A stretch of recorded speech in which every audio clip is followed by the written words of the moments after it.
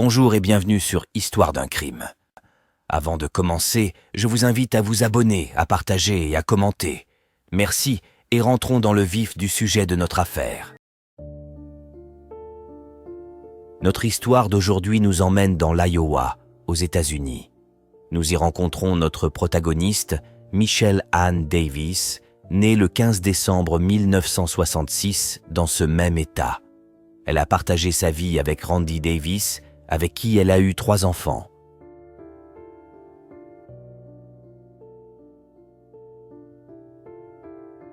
En 2008, à l'âge de 41 ans, Michelle résidait à Des Moines.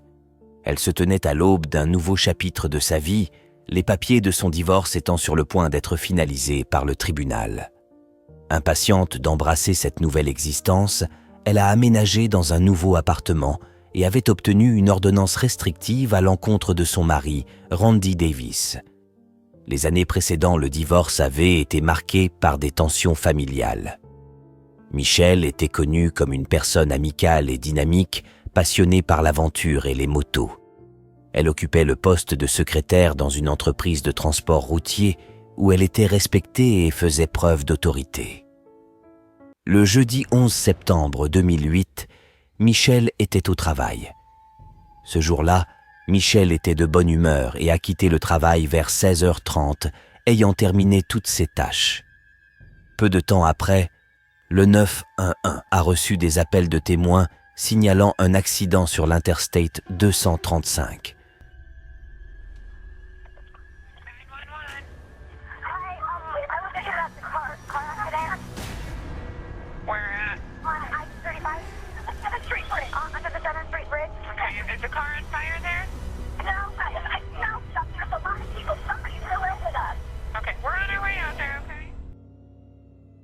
Une voiture était renversée, avec une femme toujours attachée par la ceinture de sécurité sur le siège du conducteur. Elle était inconsciente. Malheureusement, les secouristes arrivés sur les lieux n'ont pas pu la sauver. La femme décédée était Michelle Davis. Après être arrivée sur les lieux, la police a supposé que Michelle avait perdu le contrôle du véhicule, ce qui a entraîné l'accident. Cependant, le lendemain, la version initiale des événements a été rejetée. Les médecins légistes ont conclu que Michelle n'était pas décédée des suites d'un traumatisme crânien dû à l'accident. La cause réelle de sa mort était une blessure par balle à la tête. Ils ont extrait la balle et l'ont envoyée pour analyse. Les enquêteurs affectés à cette affaire n'avaient jamais rencontré un cas similaire auparavant. En attendant les résultats de l'analyse balistique, les autorités locales ont pris des mesures pour assurer la sécurité des citoyens. Après tout, si Michelle était une victime aléatoire, non ciblée à l'avance, qu'en serait-il si le tireur ne s'arrêtait pas à une seule victime? L'autoroute sur laquelle elle circulait est très fréquentée, et chaque conducteur pourrait potentiellement être une cible pour le tireur. Il était donc crucial de résoudre cette affaire le plus rapidement possible. Par conséquent, la police a intensifié ses patrouilles dans la ville. Lorsqu'il est devenu évident que la mort de Michelle n'était pas accidentelle, les enquêteurs se sont rendus sur les lieux du crime, espérant comprendre où se trouvait le tireur et s'il avait laissé des traces.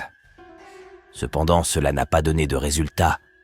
Ils n'ont trouvé ni douille, ni aucune autre preuve qui pourrait aider l'enquête.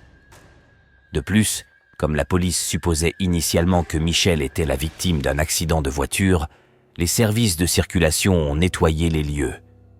Par conséquent, même s'il y avait des preuves, elles ont été irrémédiablement détruites.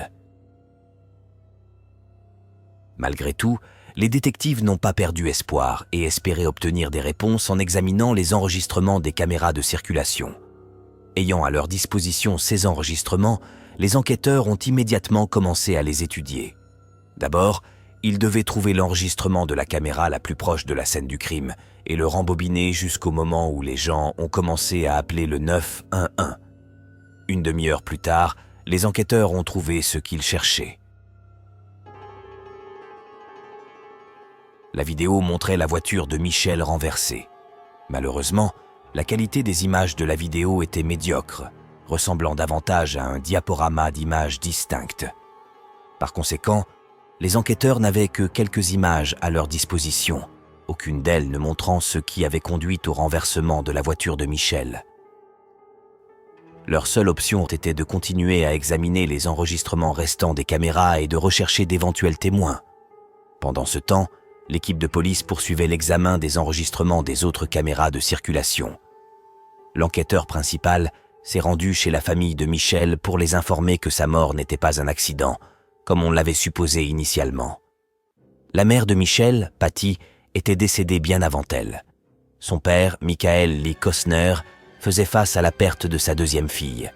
Sa première fille et la sœur aînée de Michel, Cheryl Sue Costner, étaient décédées en 1965 alors qu'elle n'avait qu'1 an. Et maintenant, 43 ans plus tard, il avait perdu un autre enfant. Survivre à ses enfants est l'une des pires épreuves qu'un parent puisse endurer. Le père de Michel a confié à l'enquêteur qu'elle n'avait pas de problème financier et qu'il croyait que la seule personne qui pourrait vouloir du mal à Michel était son mari, Randy Davis. Après tout, leur divorce était sur le point d'être finalisé et elle avait obtenu une ordonnance restrictive contre lui. Parallèlement, un autre enquêteur a visité l'entreprise où travaillait Michel pour parler à ses collègues. C'est ainsi qu'ils ont appris que Michel avait noué une relation étroite avec un autre homme après s'être séparé de son mari. Cet homme s'appelait Matt Jorgensen et il était son collègue. Selon un ami de Michel, les sentiments entre eux étaient réciproques. Cependant, comme Michel était en train de divorcer de Randy Davis, ils avaient décidé de garder leur relation secrète. Seuls quelques collègues et amis proches étaient au courant de leur liaison. Par conséquent, la police avait maintenant 2 suspects potentiels, Randy Davis et Matt Jorgensen. Les tentatives pour contacter Randy ont été infructueuses, tous les appels allant directement sur la messagerie vocale. Quant à Matt, les enquêteurs l'ont rencontré pour lui poser des questions sur son emploi du temps le jour de la mort de Michel. Il n'a rien caché, admettant qu'il avait une relation romantique avec Michel. L'homme était choqué par la mort de Michel. Il a donc raconté en détail ce qu'il faisait le jour de sa mort. Son alibi a été vérifié et la police l'a exclu de la liste des suspects.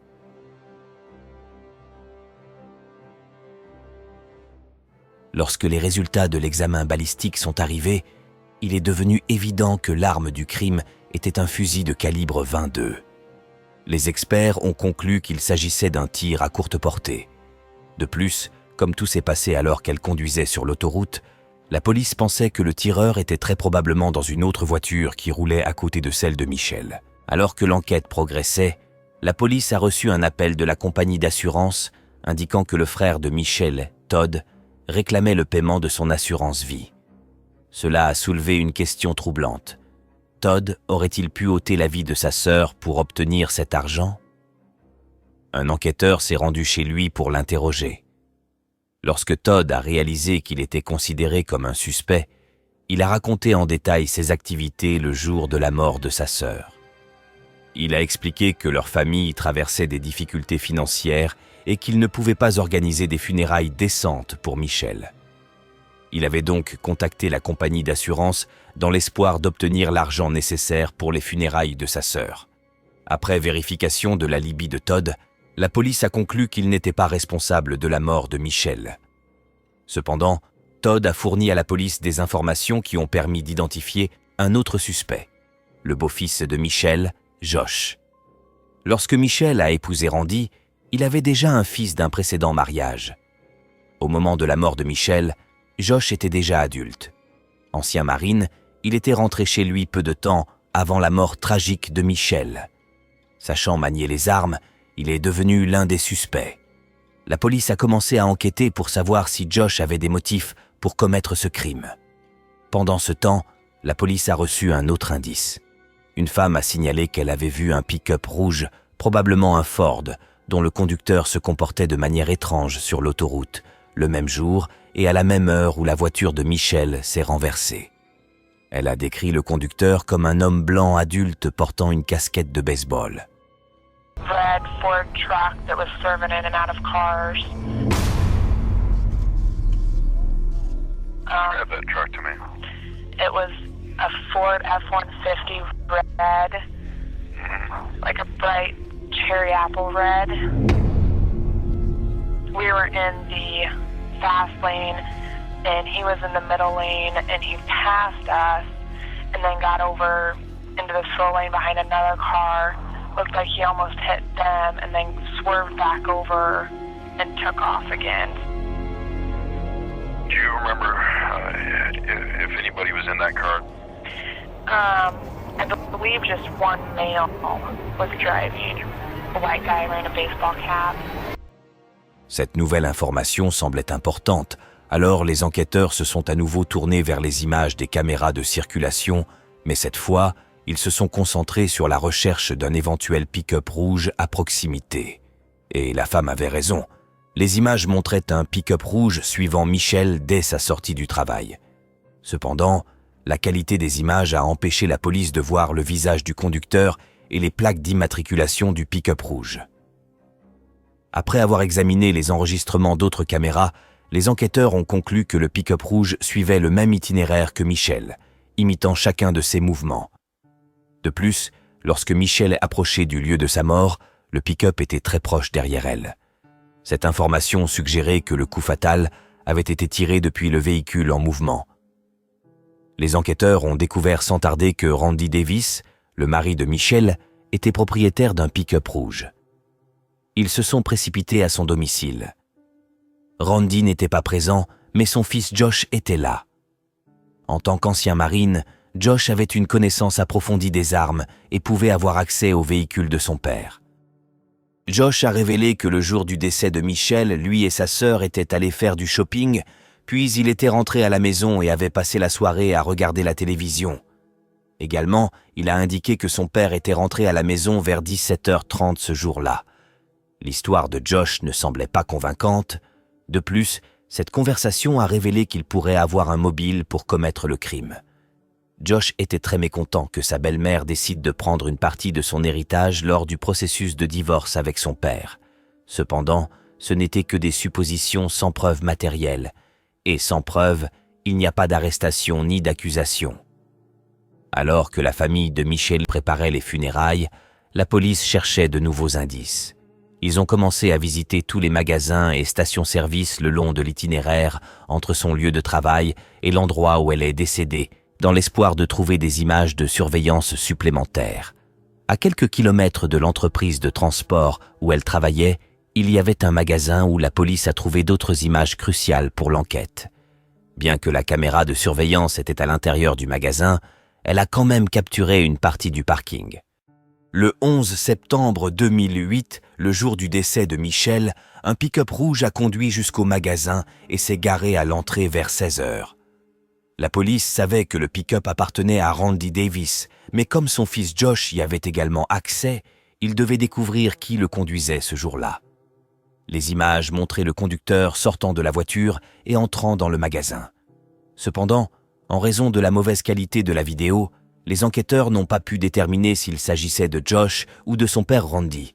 À un moment donné, l'homme a disparu du champ de vision de la caméra, mais après un moment, il est réapparu, a acheté quelque chose et a quitté le magasin.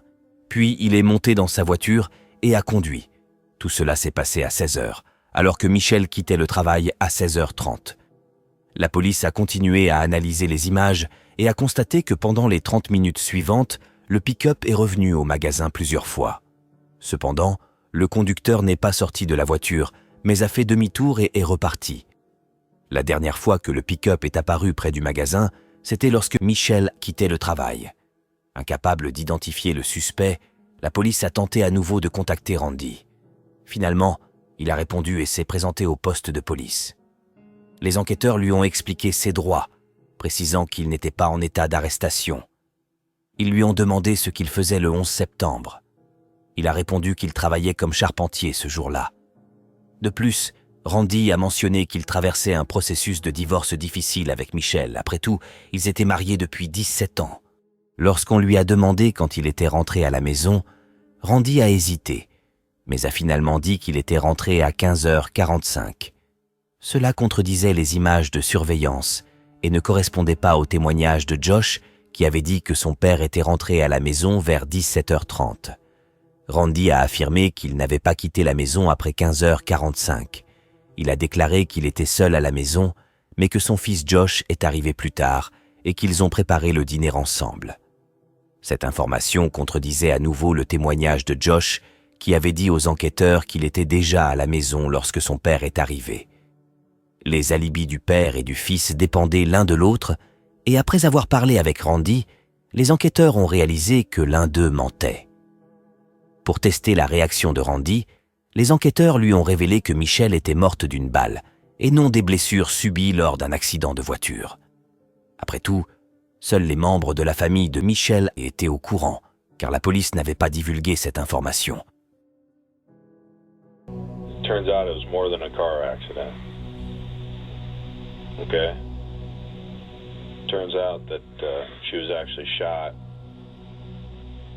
and that's what caused the car accident. Randy n'a pratiquement pas réagi à cette nouvelle, se contentant de faire semblant d'être surpris et de baisser les yeux. Lorsque la police lui a demandé quand il avait vu Michelle pour la dernière fois, Randy a demandé un avocat. Ainsi, la conversation était terminée. L'enquêteur n'avait ni l'arme utilisée pour ôter la vie de Michelle, ni aucune autre preuve significative qui pourrait servir de base à une arrestation. Ils ont donc dû le relâcher. Le 15 septembre 2008, 4 jours après le tragique décès de Michelle, sa famille et ses amis se sont rassemblés pour une cérémonie funéraire. Parmi les personnes venues rendre un dernier hommage se trouvait Randy. Il a tenté de montrer par tous les moyens que ce qui s'était passé était une lourde perte pour lui, allant même jusqu'à éclater en sanglots à un moment donné. C'est alors qu'une avancée inattendue dans l'enquête a eu lieu. Josh, accompagné de son avocat, s'est présenté au poste de police et a déclaré vouloir faire une déclaration. Selon lui, le jour du meurtre, il est entré dans la maison et a vu son père avec une arme à feu dans les mains. Randy aurait dit à son fils qu'il valait mieux qu'il ne rentre pas maintenant. Josh a compris ce que son père avait l'intention de faire. Il a tenté de l'arrêter, le suppliant de ne pas faire quelque chose qu'il regretterait plus tard. Mais Randy est quand même monté dans la voiture et a conduit. Lorsqu'il est revenu, il a garé la voiture dans le garage. Josh est allé au garage où son père a avoué avoir tiré sur Michelle. Randy était contrarié que sa femme demande le divorce et décide de le poursuivre pour une partie de la propriété. Il ne pouvait pas accepter cela et a décidé de prendre des mesures radicales. Le 11 septembre 2008, Randy a garé son pick-up rouge à l'extérieur du magasin et a attendu que Michelle quitte le travail. Il a conduit plusieurs fois devant l'endroit où Michelle travaillait, craignant de manquer le moment. Cela explique pourquoi Randy apparaissait plusieurs fois sur les images de vidéosurveillance du magasin.